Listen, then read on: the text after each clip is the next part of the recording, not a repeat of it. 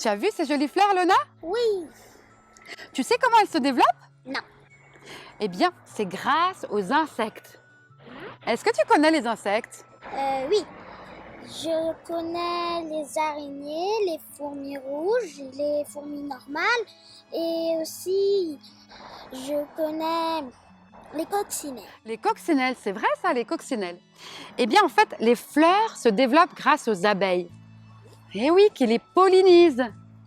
Alors, tu vois, des fois, les abeilles, elles sont embêtantes, hein? T'es d'accord? Elles piquent. Oui. Mais en fait, elles sont essentielles au développement de la nature. C'est pour ça qu'il faut vraiment prendre soin de nos insectes, des papillons, des coccinelles, des fourmis. Est-ce que tu aurais une idée? Qu'est-ce qu'on pourrait faire pour prendre soin de ces insectes? Je sais, on pourrait faire un hôtel pour bêtes. Mais ça, c'est une super idée! Et ça te dit qu'on en construise un? Oui! Allez, c'est parti!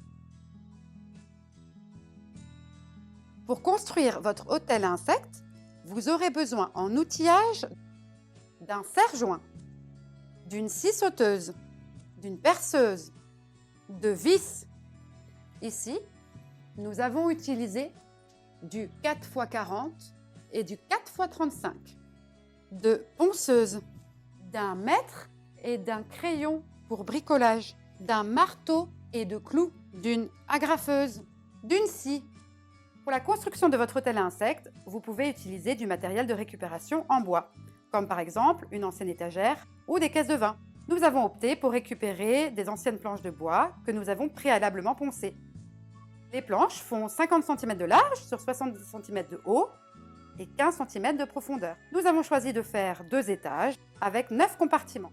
Les séparateurs font, pour la première rangée, 15 cm de haut, pour la deuxième, 20 cm de haut, et pour la troisième rangée, 23 cm de hauteur. Concernant le toit, nous avons utilisé des planches de 55 cm sur 20 cm. On commence par assembler les 4 étages. Puis, on y fixe le cadre. On termine le tout avec le toit. Nous avons choisi de mettre un fond, c'est une option. Pour remplir l'un de nos compartiments, nous avons utilisé des tuteurs en bambou que nous allons couper à la taille de la profondeur de nos casiers. Puis, nous allons percer dans chaque bambou un petit trou dans lesquels pourront se loger les insectes.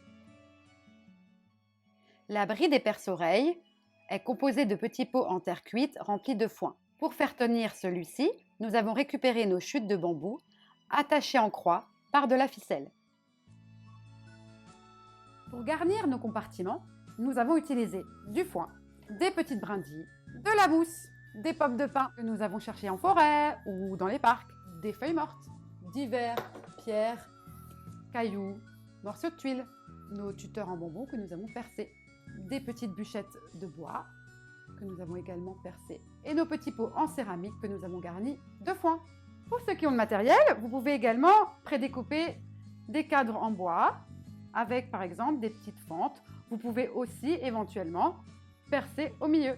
Voilà Lona, je crois qu'on a fini notre hôtel insecte. Est-ce qu'il te plaît? Oui. Et maintenant, il ne reste plus qu'à faire quoi?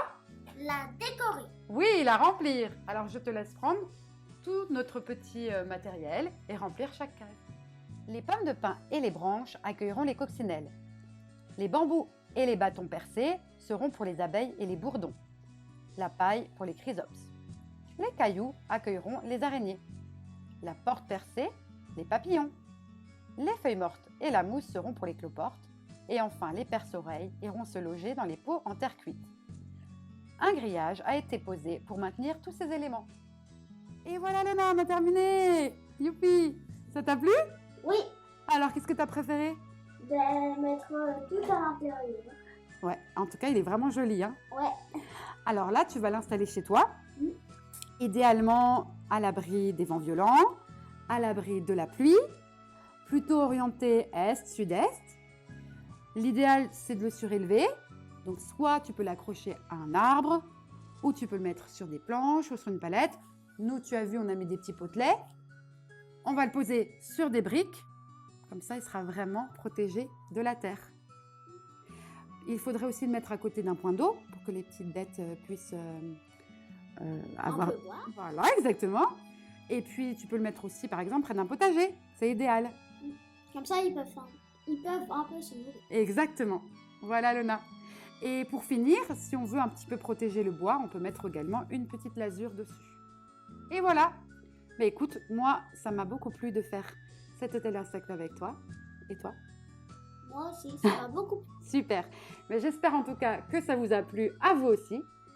Et puis voilà, n'hésitez pas à partager vos hôtels à insectes que vous aurez aussi fabriqués.